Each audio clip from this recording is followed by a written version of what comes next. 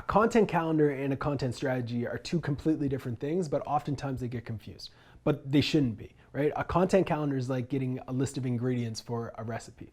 And the recipe is the actual strategy. So what you need to start with is understanding that the ingredients themselves still need to go into a certain type of strategy. They need to go to certain channels. They need to have a certain type of intent. What is the goal? What is the objective?